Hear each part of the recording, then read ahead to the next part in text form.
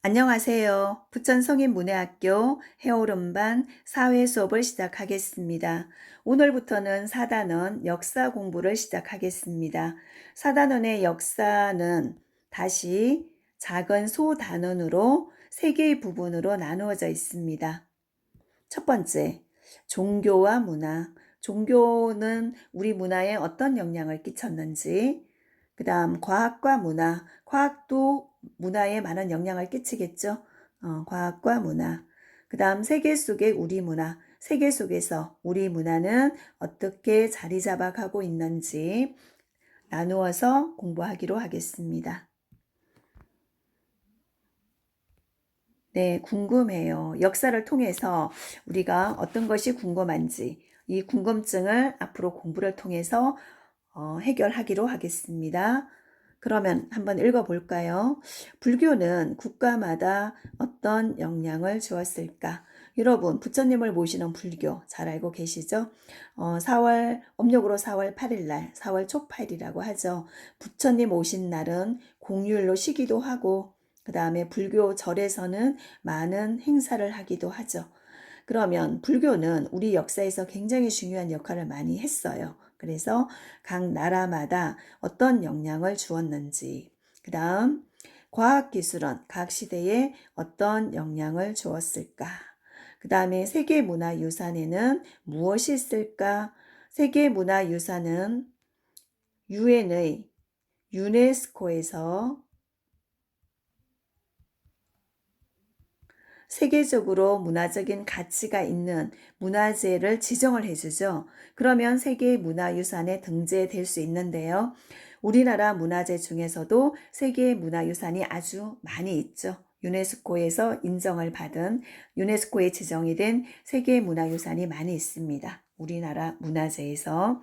네, 그것도 한번 살펴보기로 하겠습니다. 그러면 다음 페이지에 보니까 네, 불국사가 나오고 우리나라의 문화재가 이렇게 많이 나와 있어요. 예, 백제 문화재, 뭐 고려. 네. 그러면 제일 첫 번째 단원, 소단원. 종교와 문화. 종교는 우리의 문화에 어떤 영향을 끼쳤고 어떤 관련이 있는지 살펴보겠습니다. 1. 종교와 문화. 그 다음 삼국의 불교와 문화. 네. 여기서 삼국은 고구려, 백제, 신라를 말하죠. 이 시기에 우리나라에 불교가 들어왔어요. 그래서 고구려, 백제, 신라 시대의 불교에 대해서 공부를 하기로 하겠습니다. 그럼 학습 목표 여러분도 함께 읽어보세요. 1. 삼국에 불교가 전래된 들어온 경로 과정이죠. 어디를 거쳐서 들어왔는지 그리고 그 배경을 설명할 수 있다. 그럼 배경은 어떠한지. 두 번째, 삼국의 문화재에서 각 문화의 특징을 구별할 수 있다. 예, 고구려의 문화재에서 백제 또는 신라의 문화재에서 그 특징이 다 각각 다릅니다. 그러면 네, 밑에 보니까 조금 작게 해서 전체적으로 우리나라 지도가 나와 있죠. 그래서 제일 위에가 고구려, 그 다음에 네, 여기까지가 백제입니다. 그리고 여기가 신라죠. 그리고 밑에 가야가 있는데 나중에 가야는 신라한테 정복당하죠. 그래서 크게 고구려, 백제, 신라 해서 삼국시대라고 합니다. 그러면 우리 생활에서 볼 수 있는 불교 문화는 어떤 것이 있을까? 지금도 우리 4월 초팔 되면 네, 절에 가시기도 하고 각종 행사를 하죠. 네, 뭐 연등 달고 소원을 빌면서 소원이 이루어지기를 기도하면서 등을 달죠. 등 달기 뭐 이런 행사를 하고 있습니다.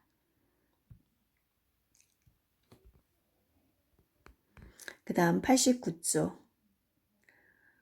불교는 우리나라 삼국시대, 고구려, 백제, 신라가 있던 삼국시대의 우리나라로 전래가 되는데요. 그래서 삼국에 전래된 불교. 우리나라 불교는 삼국시대에 중국으로부터 전해졌다. 처음에 왕실과 귀족을 중심으로 믿기 시작해서 왕실과 귀족들이 불교를 믿기 시작을 했어요. 오히려 서민들보다.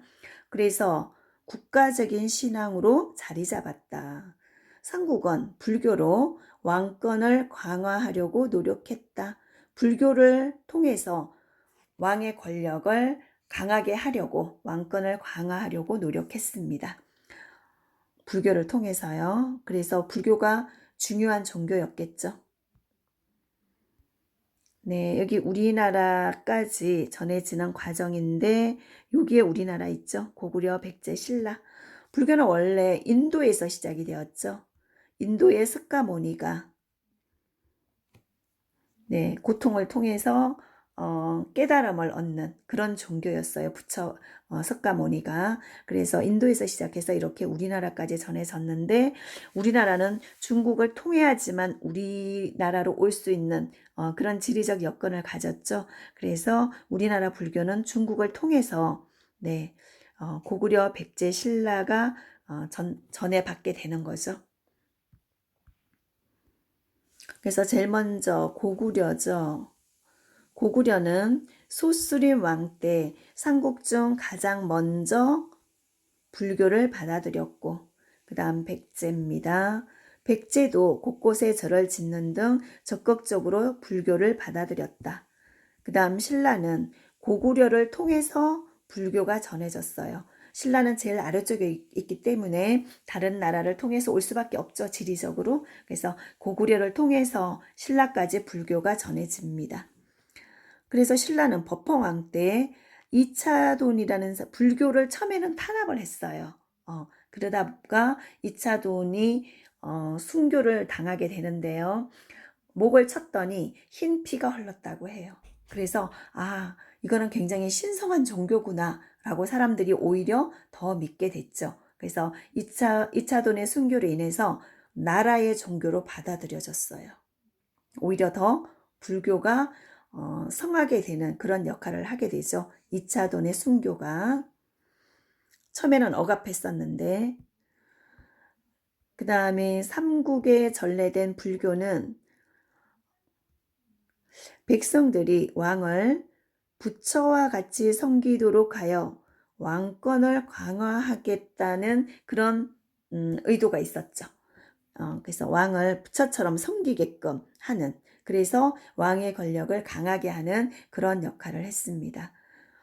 불교의 힘을 빌려서 나라를 지키고자 했다. 불교의 힘을 빌려서 이제 나라를 지키는, 그런 나라가 위태로워졌을 때 나라를 지키고자 하는 그런 역할도 했고, 그 다음에 민간, 일반 서민들이죠.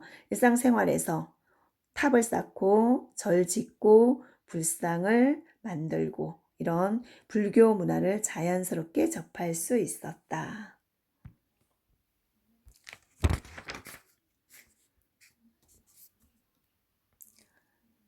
그러면 이제 삼국의 문화입니다.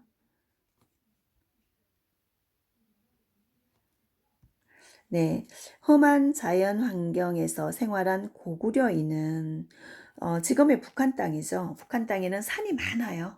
그래서 험한 자연 환경이라고 할 수 있죠. 평야보다 산이 많기 때문에 이런 고구려인은 강인하고 힘찬 문화를 만들었다. 또 지리적으로도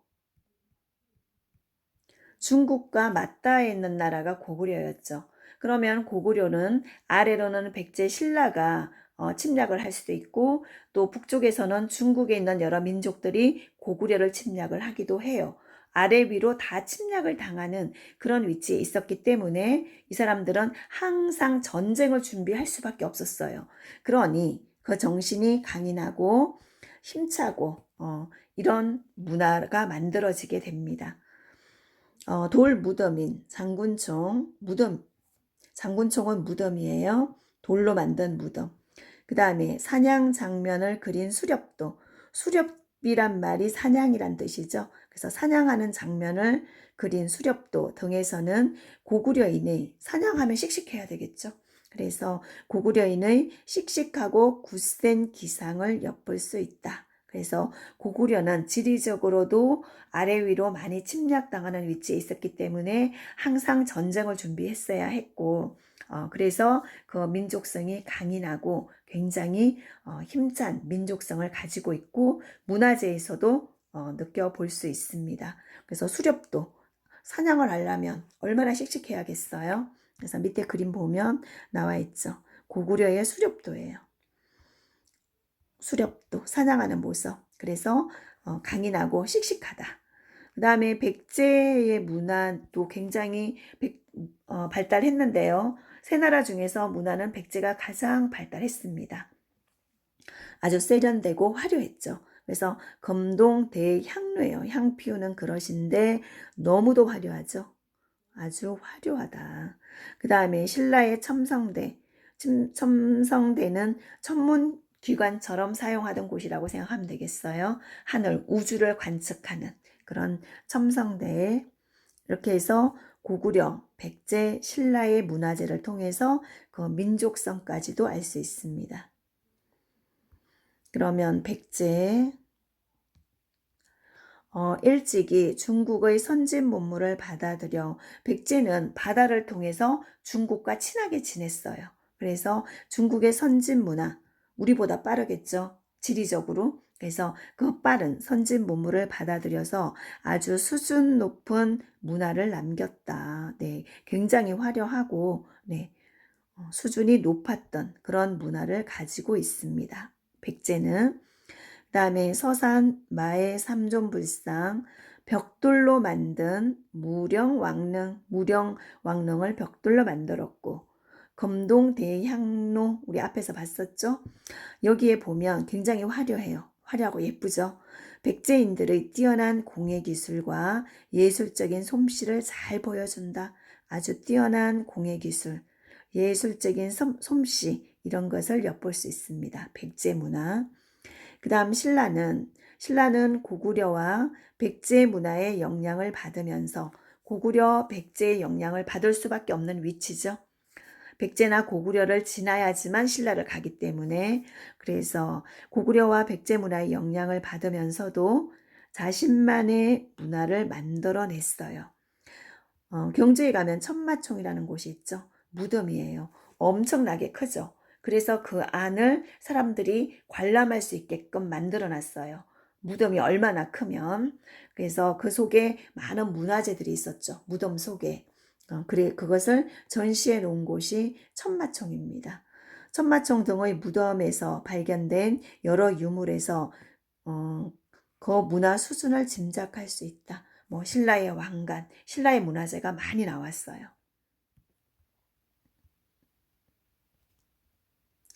그 다음 신라 선덕 여왕 때 만들어진 첨성대는 하늘의 별, 해, 달의 모습을 관찰하는 천문 관측 시설이라고 생각하시면 됩니다. 하늘을 관측하는 시설이었어요. 네, 과학의 발전을 엿볼 수 있는 부분이죠.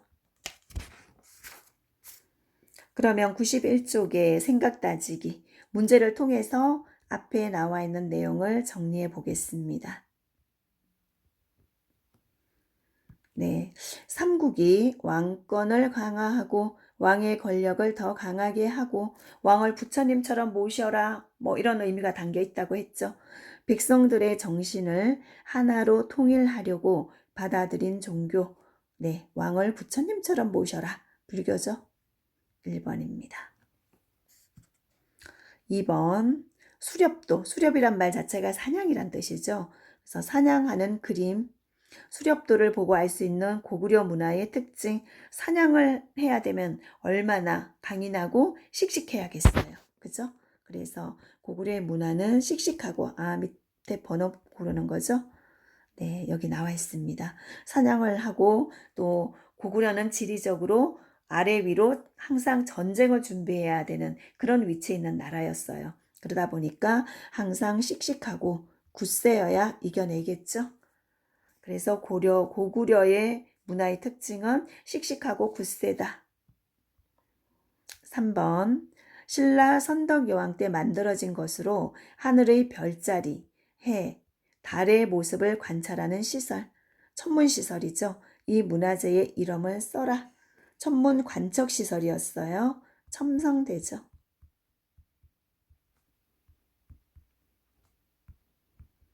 네, 천문과학 기술을 엿볼 수 있는 첨성대입니다. 첨성대.